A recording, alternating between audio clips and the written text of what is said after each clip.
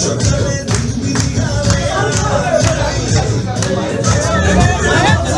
দৃশ্য নাট্য নির্মাতাদের সংগঠন ডিরেক্টরস গিল্ডের প্রতিষ্ঠা বার্ষিকী। আসসালামু আলাইকুম সম্মানিত দর্শক, গত 10 জুলাই বাংলাদেশের একমাত্র সর্ববৃহৎ নাট্য নির্মাতাদের সংগঠন ডিরেক্টর গিল্ডস এর প্রতিষ্ঠা 24তম প্রতিষ্ঠা বার্ষিকী উদযাপন করা হয়। এর আগের বছরে আমি গিয়েছিলাম, খুব ভালো একটা অনুষ্ঠান উপভোগ করেছিলাম, কিন্তু এবার গিয়ে দেখলাম একবারে ভিন্ন একটা চিত্র।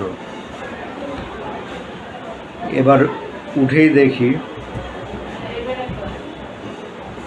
কিছু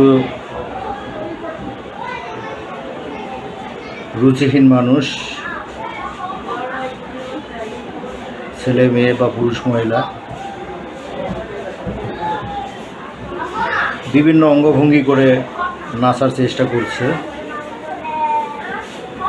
এবং যেসব গানের সাথে তারা নাচার চেষ্টা করছে তা একজন রুচিবান মানুষ হিসেবে অনেকেই মেনে নিতে পারবে না। তো গতবার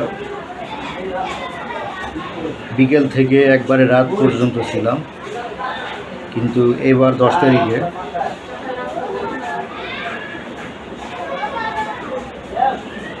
তিন মিনিট 27 সেকেন্ড থাকার পরে আমি সেখান থেকে চলে এসেছি, কারণ পরিবেশটা গত বছরের মতো আমার কাছে মনে হয়নি। এই নিয়ে বিভিন্ন মাধ্যমে, টেলিভিশন মাধ্যমেও বিভিন্ন কথা, বিভিন্ন সংবাদ প্রচার হচ্ছে, যা হয়তো বা আপনারা বা আমি দেখেছি বা এখনো দেখছি। তো আসলে এখানে কিছু উঠতি স্বঘোষিত নায়ক নায়িকা মডেল উপস্থিত ছিল, তাদের সাথে কিছু ডিরেক্টর এমন নাচানাচি করেছে যে একজন ক্ষুদ্র নির্মাতা হিসাবে আমি কেন, রুচিবান যে কোনো মানুষের কাছে বিষয়টি অত্যন্ত বাজে বলে মনে হবে। আসলে আমরা প্রতিদিন একটু একটু করে এত নিচে নামা শুরু করেছি যে এই নামাটা শেষ হবে কোন দিন। আর একজন ডিরেক্টর, সে তো অনেক বড় একটা বিষয়। একজন ডিরেক্টরকে অত্যন্ত মেধাবী, শিক্ষিত, মার্জিত, বিচক্ষণ এবং রুচিশীল হতে হয়, কিন্তু সেই ডিরেক্টরদের প্রতিষ্ঠা বার্ষিকীতে এমন রুচিহীন নাচানাচি, যারা ডিরেক্টর গিল্ডের কেউ না, এমনকি তারা অনেক বড় সেলিব্রিটি আর্টিস্টও না, তারা ডিরেক্টর গিল্ডের কেউ না, এমনকি অনেক বড় কোনো সেলিব্রিটি আর্টিস্টও না।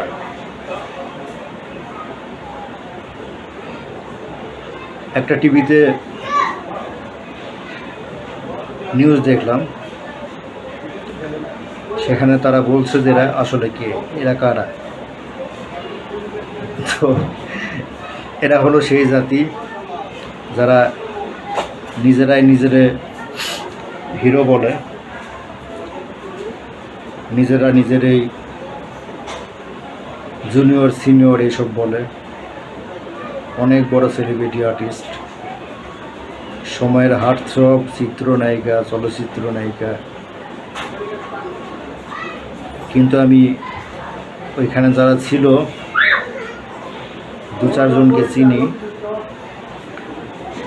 চলচ্চিত্র নায়িকা তো দূরের কথা, তারা কোন টেলিভিশন নাটকেও এখন পর্যন্ত অভিনয় করেনি, এটা আমি শতভাগ গ্যারান্টি দিয়ে বলতে পারি।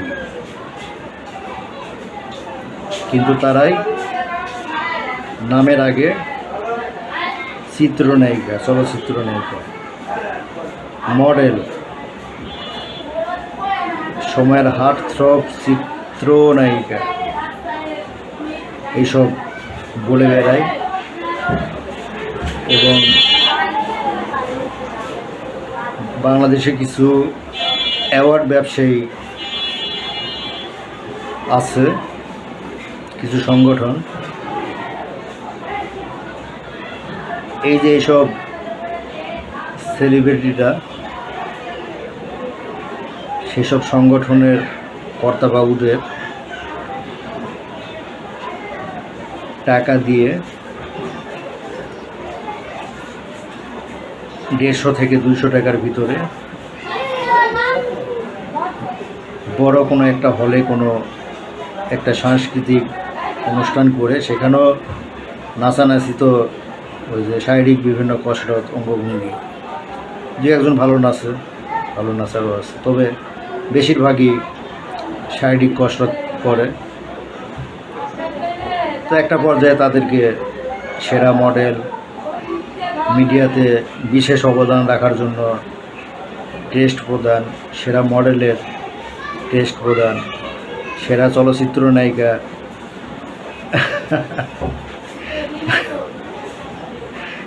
তো যাই হোক, আমি একটা প্রোগ্রামে ছিলাম, তো একজন সেরা চলচ্চিত্র নায়িকার পুরস্কার পায়। তো সেখানে ইউটিউব সহ বেশ কিছু গণমাধ্যমের ক্যামেরা দেখি, আর কি বলবো, আমিও সেখানে যাই। যে আমি পাশ থেকে শুধু প্রশ্ন করেছিলাম যে ম্যাডাম, আপনি তো সেরা চলচ্চিত্র নায়িকা হিসেবে আজকে এই অ্যাওয়ার্ডটা পেয়েছেন, তো আপনি কয়টা সিনেমা করেছেন, সিনেমার নামগুলো যদি একটু বলতেন।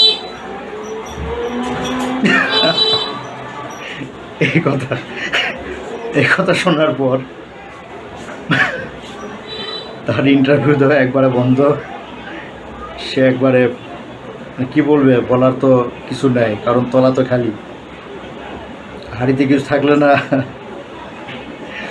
এখন হাঁড়ি খালি হলে কীরকম শব্দ হয় তা তো বুঝতেই পারে।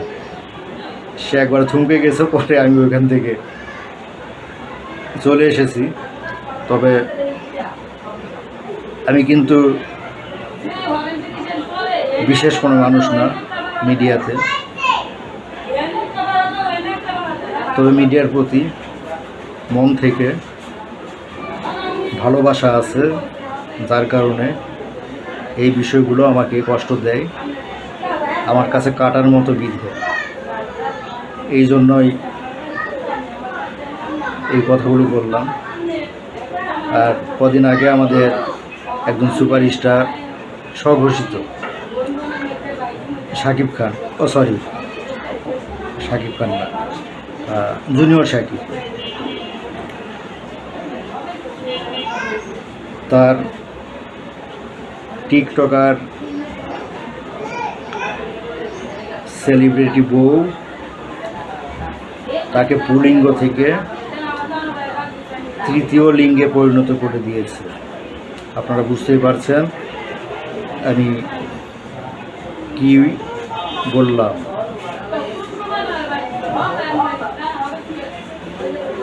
এই যে টিকটক সামাজিকভাবে এমনভাবে আসক্তিতে পরিণত হয়েছে, একই বাসায় মা, মেয়ে, বাবা, ছেলে যারা আছে তারা অনেকেই, পুরো পরিবারই হলো টিকটক পরিবার।